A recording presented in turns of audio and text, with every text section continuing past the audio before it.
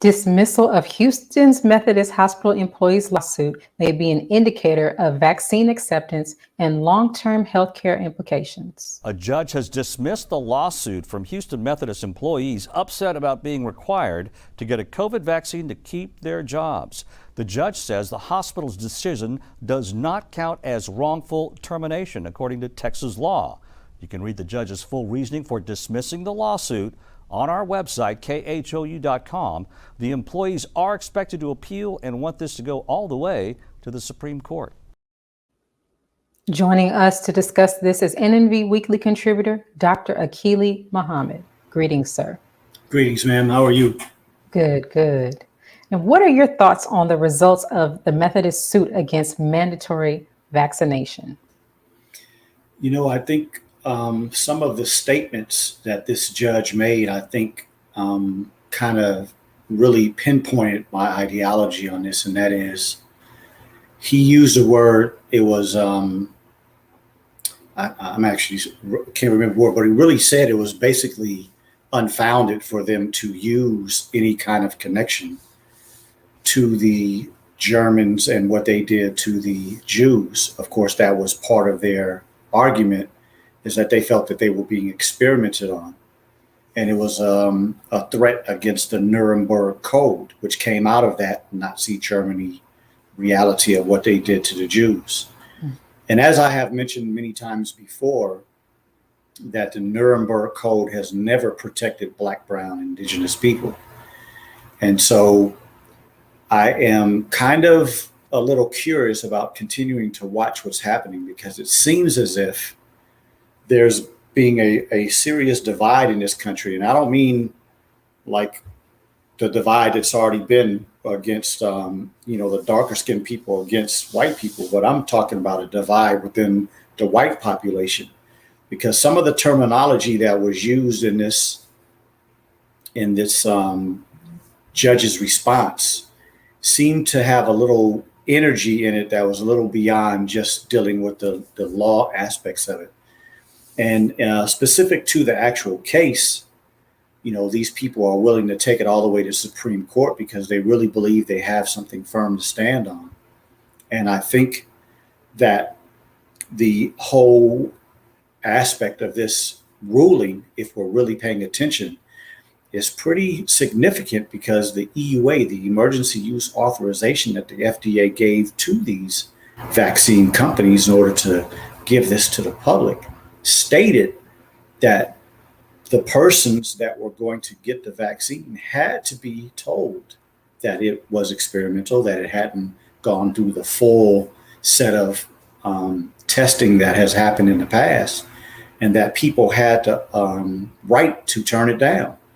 But yet, even within that FDA explanation of what a person had the right to do, companies are able to tell their employees that they can't continue to be employed because they don't have the shot. And I think as of yesterday, Monday, June 14th, those people that were in that suit, they were actually suspended from work. And so they have, I think it's 2 weeks in order to either get the shot or they will be terminated.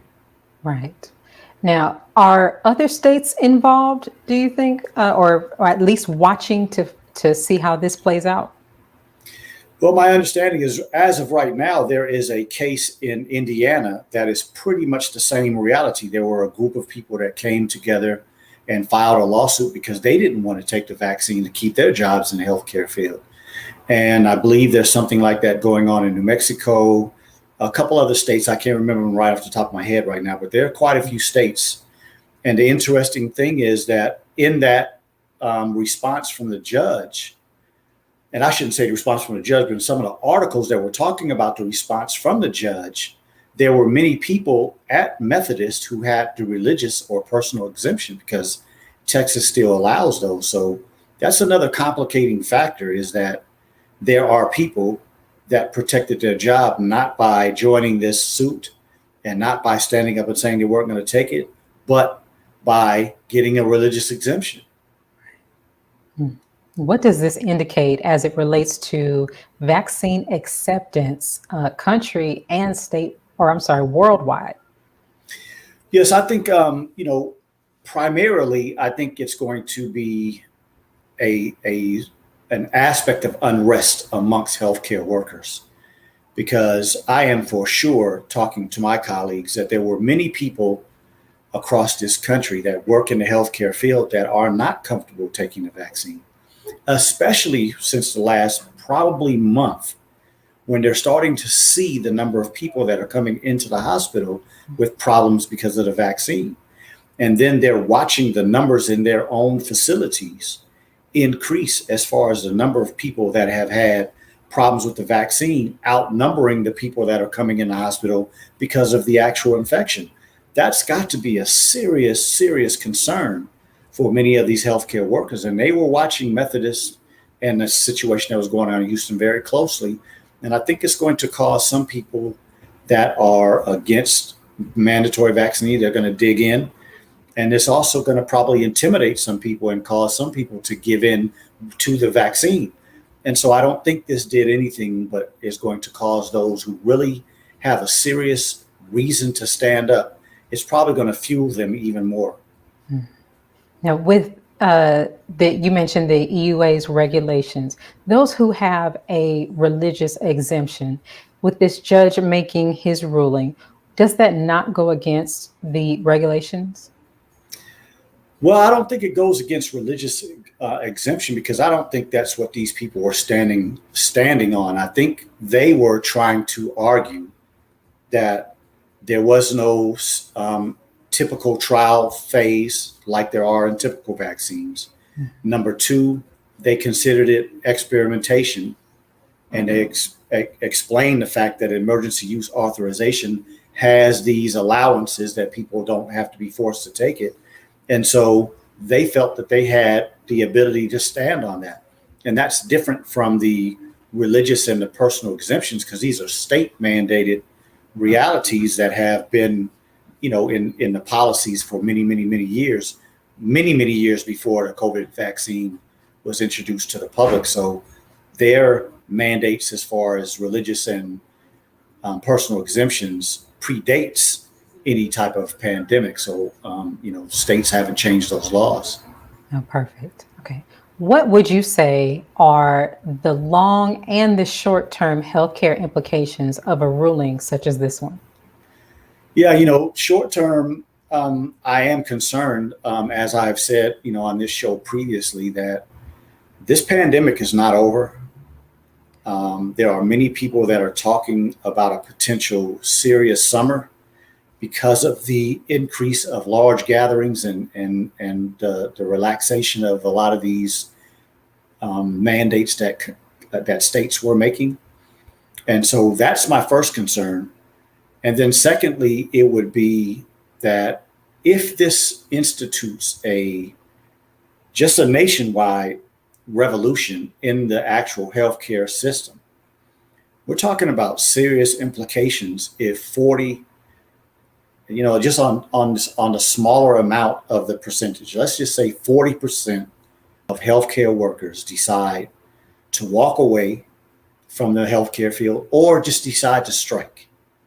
And a pandemic starts to have the numbers increase. And these things are happening simultaneously. We're talking about some serious implications. We're talking about looking at what we've seen in some other countries. Like, it was horrible here in the United States, but visually, some of the visuals that we've seen, like from India and other countries that are having serious problems like that, you're looking at a possibility that America could have some issues like that. And I don't think this country can recover from where it is now. And so if something like that happens, I think it's going to be very difficult for us to ever consider anything normal in this country ever again.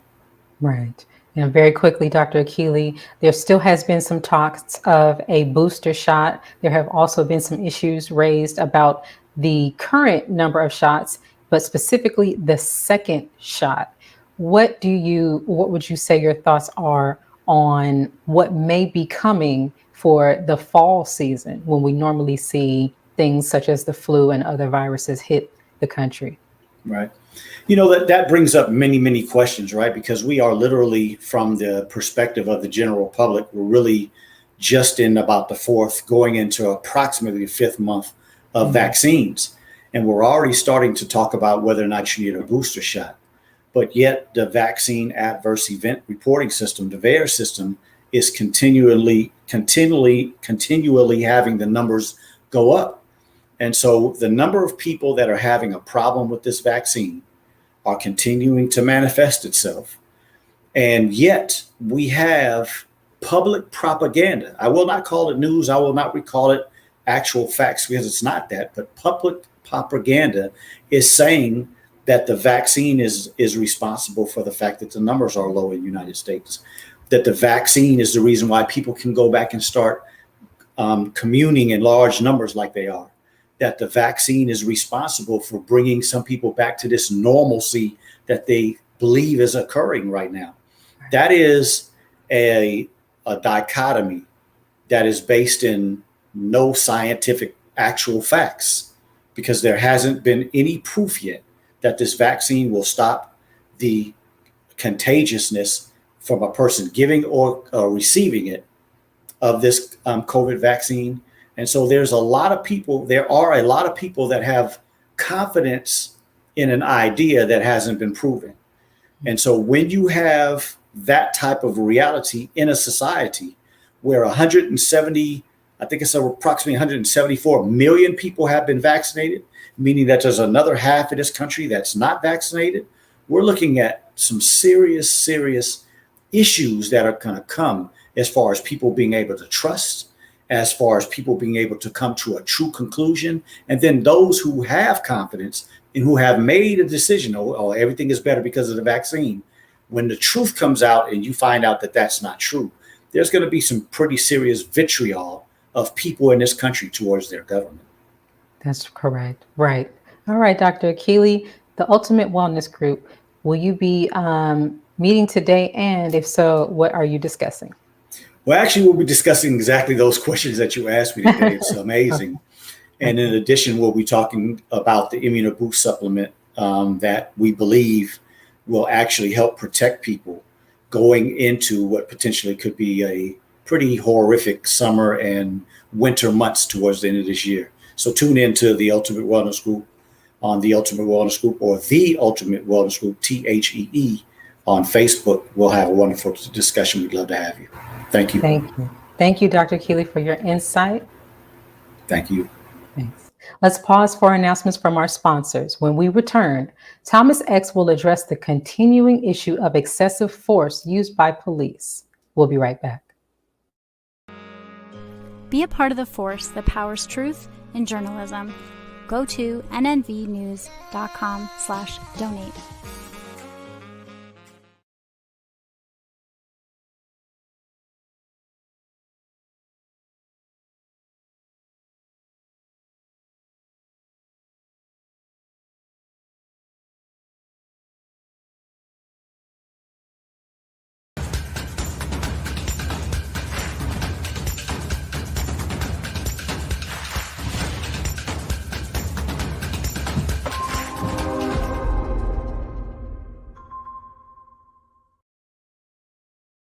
Worldwide, 24 hours a day, 7 days a week. Download the Final Call Radio app and take us everywhere. On your phone, on your computer, on your tablet, on Instagram, Facebook, and Twitter. You can also log on to finalcall.com and click the Listen Live button, or finalcallradio.com. Final Call Radio, the official voice of the Honorable Minister Louis Farrakhan and the Nation of Islam. Please share your thoughts with us in the comment section below. Follow us on social media at NNV News, and please subscribe to our YouTube channel at National Network View. I am Amirah Muhammad with nnvnews.com.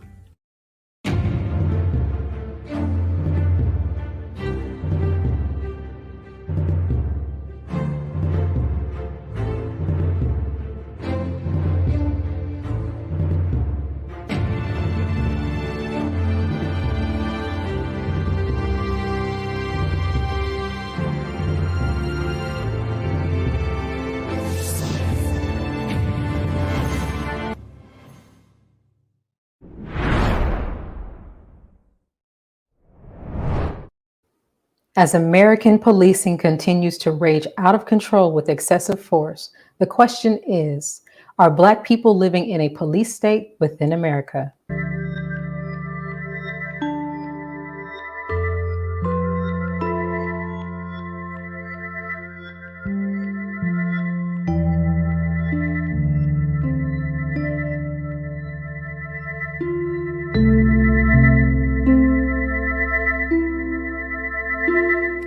Breonna Taylor. A woman was shot and killed in her apartment. George Floyd died in police custody after an officer pressed his knee into Floyd's neck. He said, "I can't breathe," eerily similar to what we heard in 2014 with Eric Garner. Black Lives Matter. I filed an amended complaint that charges former Minneapolis police officer Derek Chauvin with murder in the second degree. George Floyd, whose killing by U.S. police triggered anti-racism protests right around the Weeks world. of global protests and international support And impact around the world. Protesters marched once again in cities worldwide, demanding police departments change their tactics. George Floyd! George Floyd! George Floyd!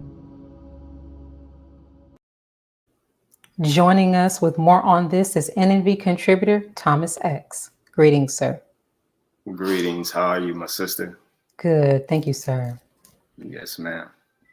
Police continue to use excessive force, including unjustified shootings, severe beatings, fatal choking, and general vulgar treatment, according to the Final Call article. American policing continues to rage out of control. Why is law enforcement recalcitrant, unrepentant, and unwilling to change?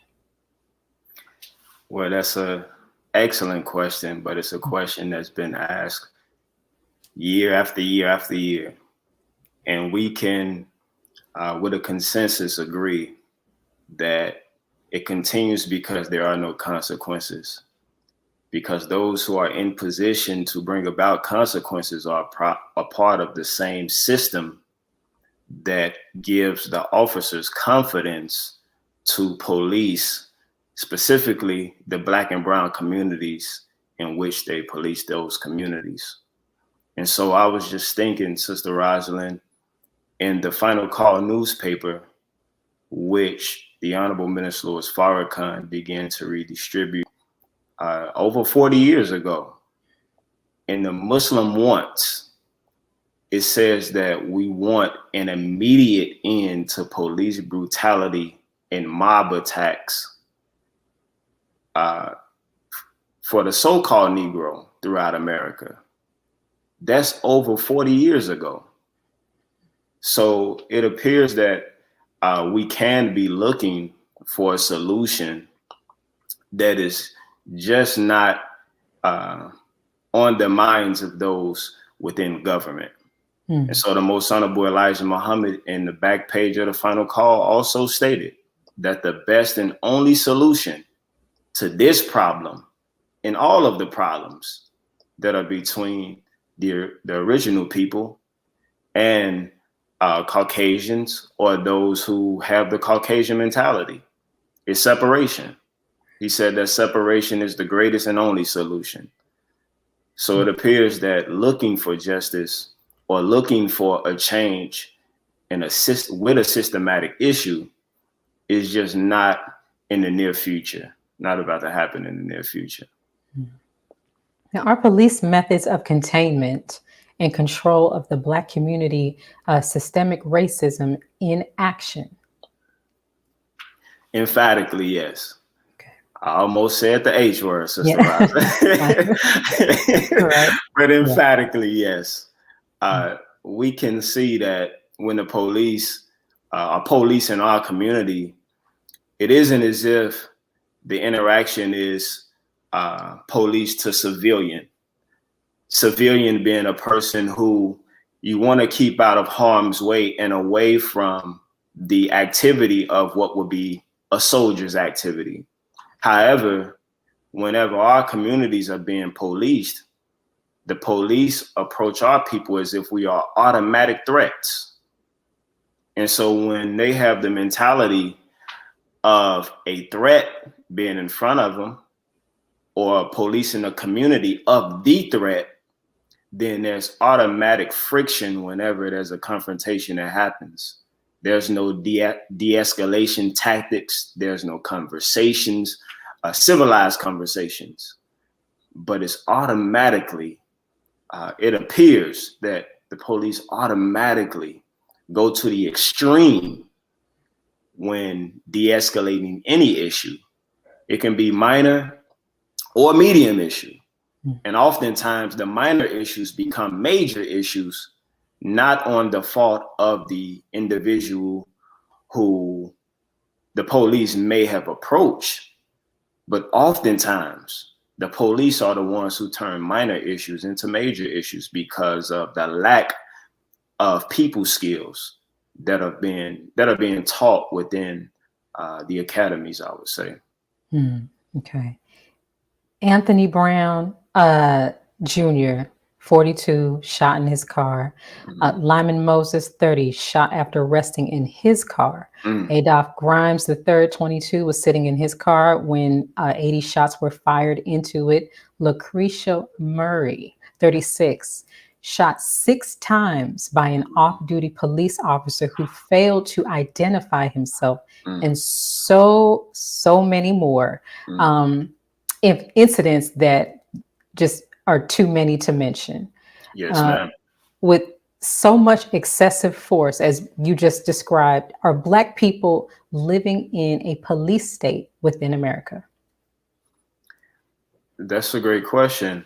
And when you look up the definition of a police state, I would say, why would we not classify what we are living in as a police state?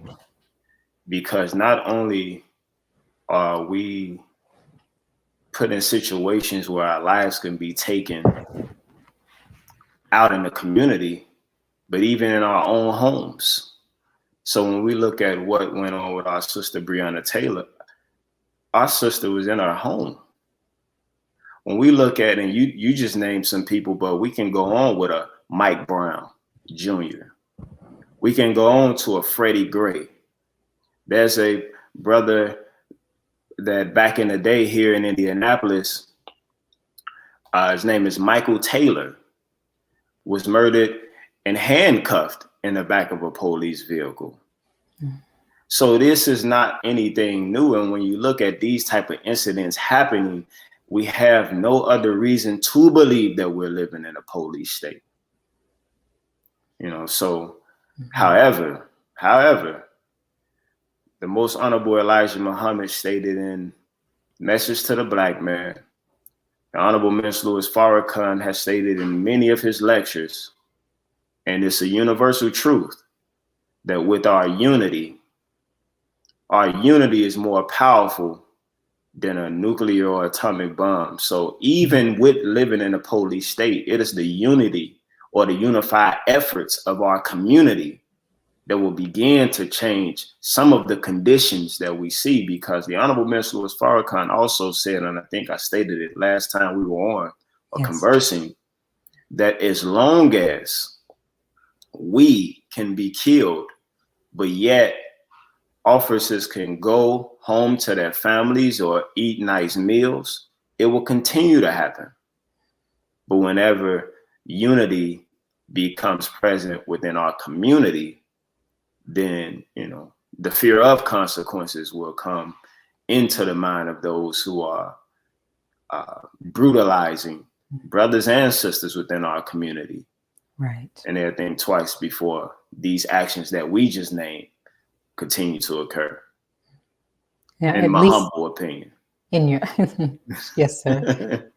At least 6 people were fatally shot by police within the 24 hours that followed Derek Chauvin's conviction for murdering George Floyd. Yes, ma'am.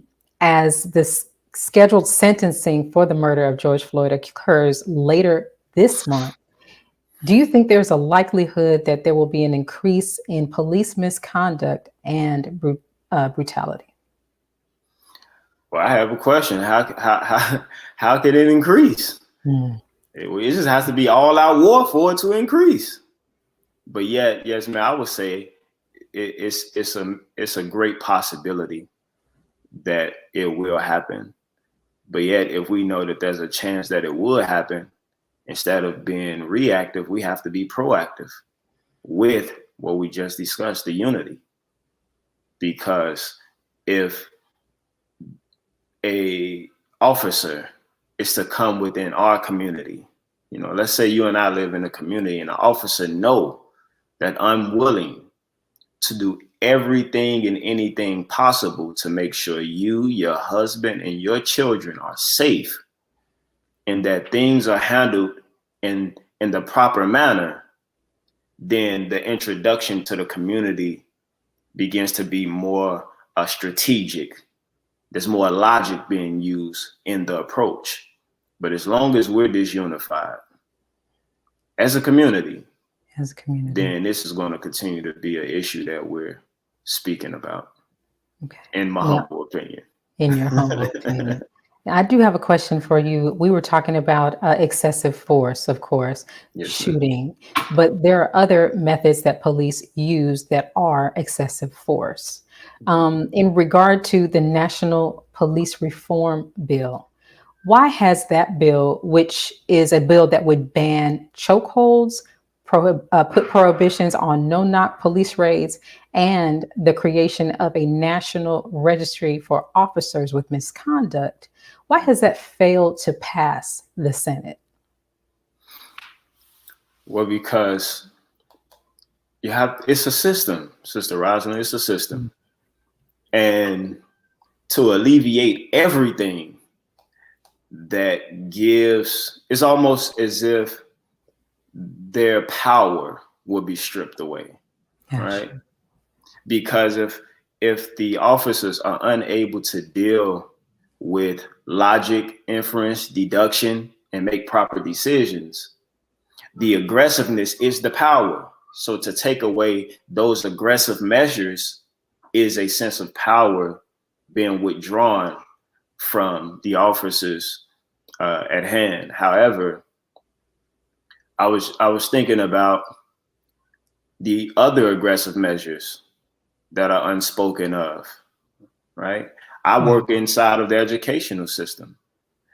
Do you know oftentimes when officers are approaching minors, the aggressive tone, the physical bully stature, or the aggressive nature, verbally and physically, is also a part of the brutality or the pre-brutality that, you know, a lot of our people are in fear of as well.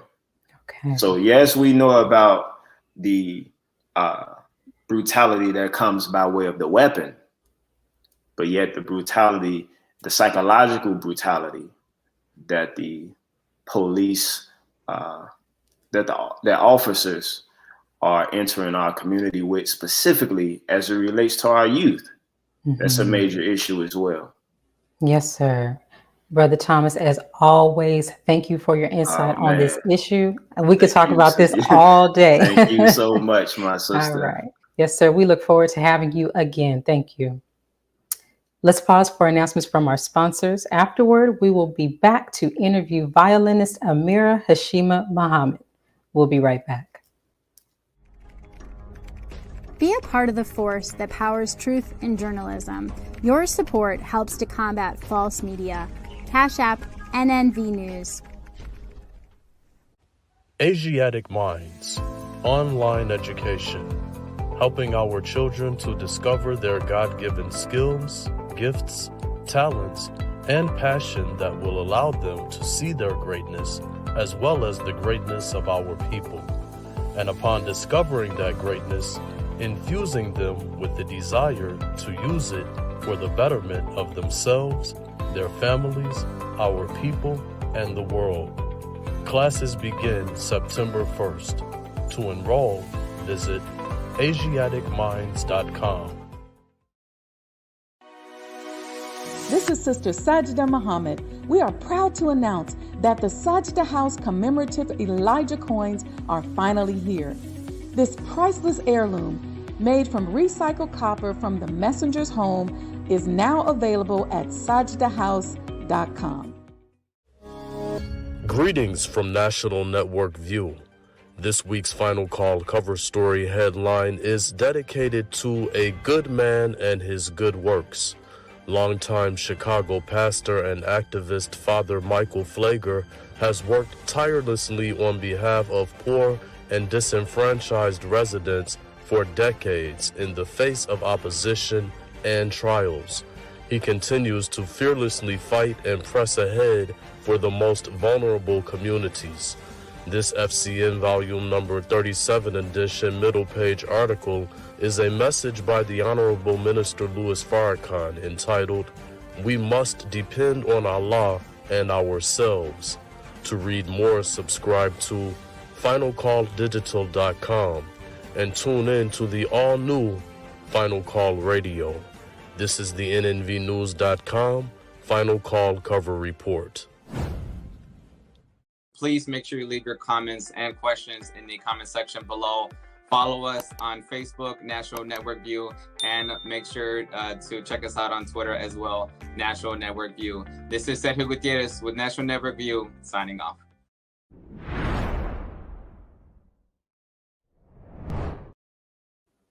You may have heard the phrase, music is a universal language, and our beautiful sister Amirah Hashimah Muhammad speaks to us every time she shares her gift of music with her instrument of choice, the violin.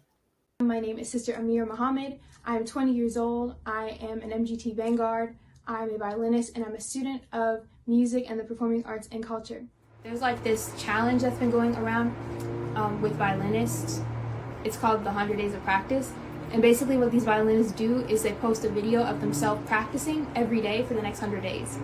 And I guess I should say now, because I want to like keep myself accountable, but I think I want to attempt the practice challenge.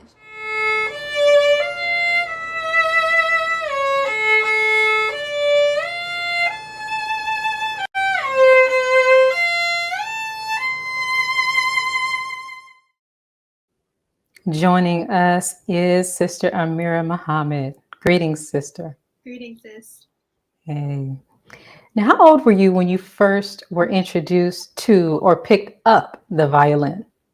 Yes, so I was 2 years old. The way that kind of happened, you would not think that, of course, I'd be 2 years old and choose a violin, but my father, Brother Amirah Muhammad, was, or is rather, a professional concert violinist. And him and my mom, my mother, Sister Isabel, they started Muhammad School of Music in 1999. So I was kind of born into this. And so they used to teach out of our home. And when the students would come over to play, I would be very young, old enough to walk, and I would try to like take their violins and be like, okay, I think she's ready for a violin. So then I got a small 16th size violin that kind of how I started.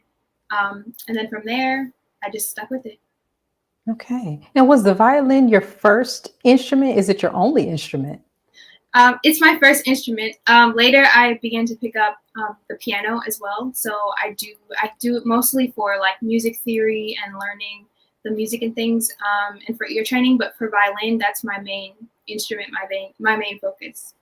Perfect. Now, how you said you started when you were 2. You're much older now, still young, but much older now. How did you balance school, friends, MGT class, and practice? That's a very good question.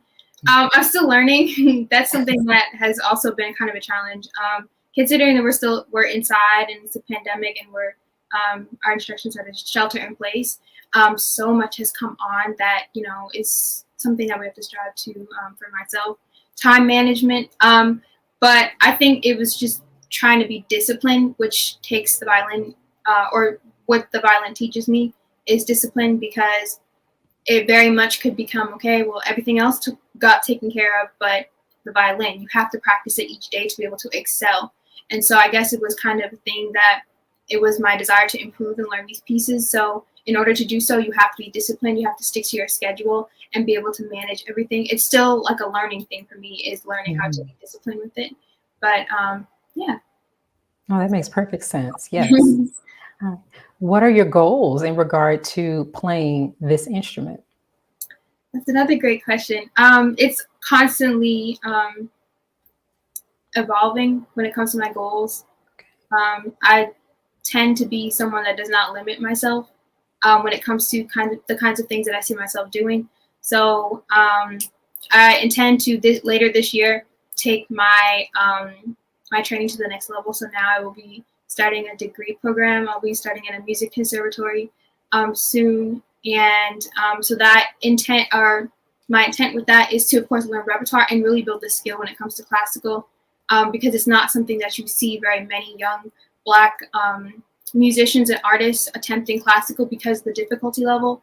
But that is also something else that I is another one of my goals is to kind of open the door, if I can, for many other younger Black classical musicians to be able to gain the skill, because it's definitely something that, again, you don't see many of us doing, and maybe because we do not see ourselves in it. So I definitely intend to get as much as I can, learn as much as I can, and then be able to bring it back so that way younger Black artists are able to do so as well. So yes. Right. Wonderful. Yes, now, one question that I wanted to make sure that I asked was, how has the minister's mastery of the violin influenced you and your training? More than words can even express. Wow, that's a huge question. I would say, well, it's kind of been like a part of how I started too, because that is how my father learned about the nation, and so because of that, I would not even be here, to put it like that. And so my father being able to see not only a Black man teaching and freeing his people, but being that example of a Black man playing the violin, you don't see that ever.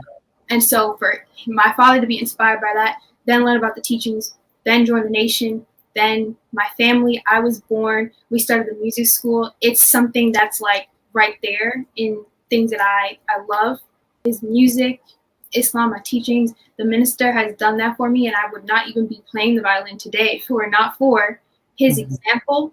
And so now, just moving on, especially with his recent performance, he talked about how if we take this classical arts to our people, they'll come out and support. They'll come out, and it's important for us to also strive for that kind of mastery in music, because he said Beethoven was Black. Not many of our people know that.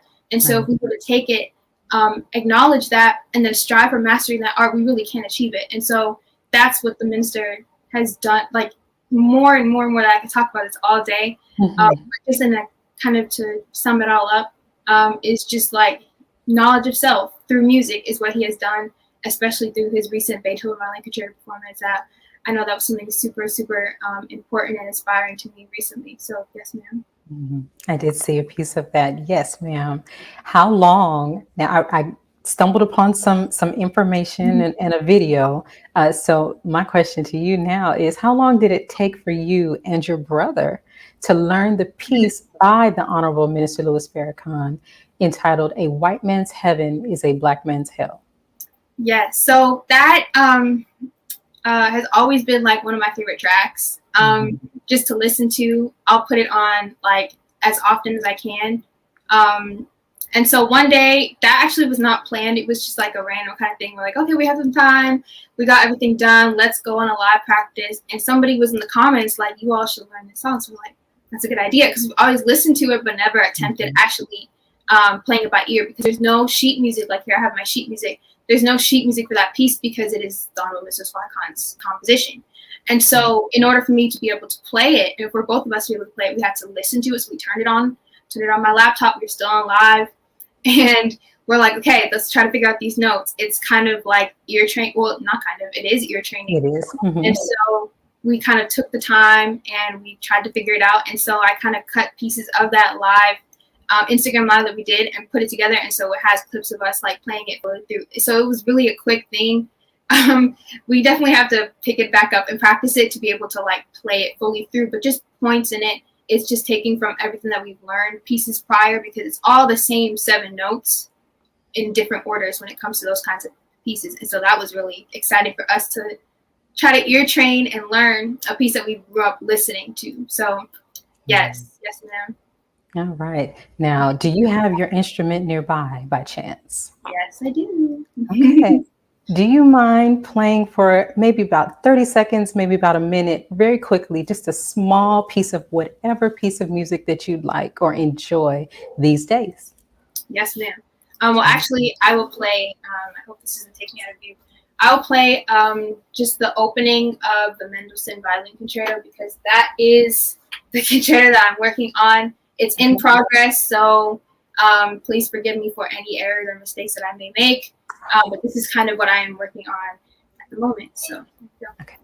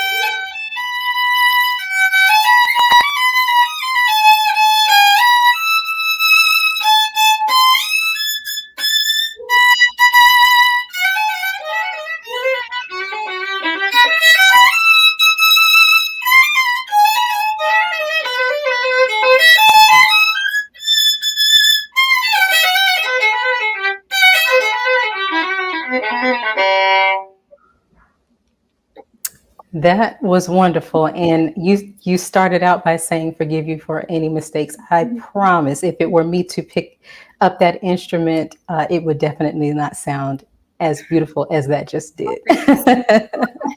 Sister Amirah.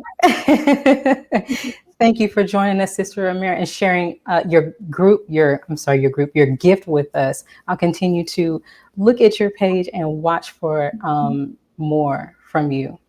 yes, ma'am. Thank you for having me. I truly enjoyed it, and it's such an honor. Thank you. Thank you. Yes, ma'am. Thank you for joining us today and tuning in to National Network View News. Please share your thoughts with us in the comment section below. Follow us on social media at NNV News, and please subscribe to our YouTube channel, NNV News. This is Rosalind Parks with National Network View News. Good night. Be a part of the force that powers truth in journalism. Go to nnvnews.com/donate.